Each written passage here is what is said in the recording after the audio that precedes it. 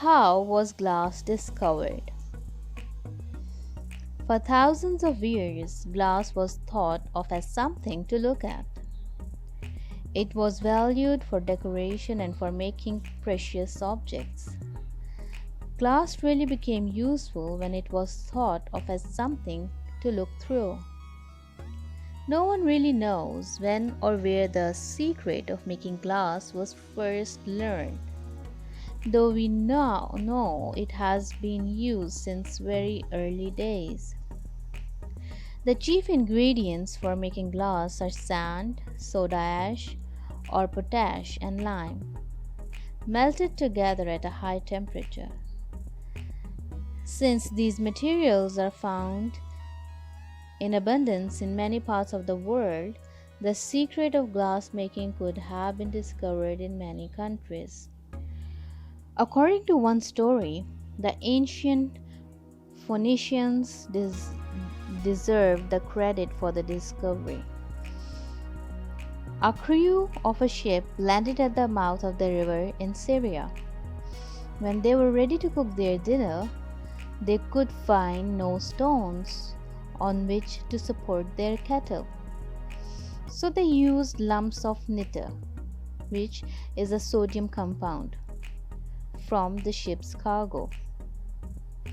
The heat of the fire melted the nitre, which mixed with the surrounding sand and flowed out as a stream of liquid glass. This story may or may not be true, but Syria was one of the original homes of glass making, and ancient Phoenician traders sold glassware all through the Mediterranean countries. Egypt was another country in which glass making was known at an early time.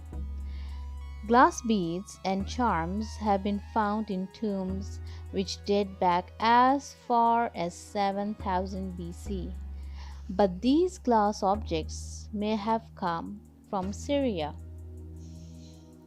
We know that about 1500 BC, the Egyptians were making their own glass.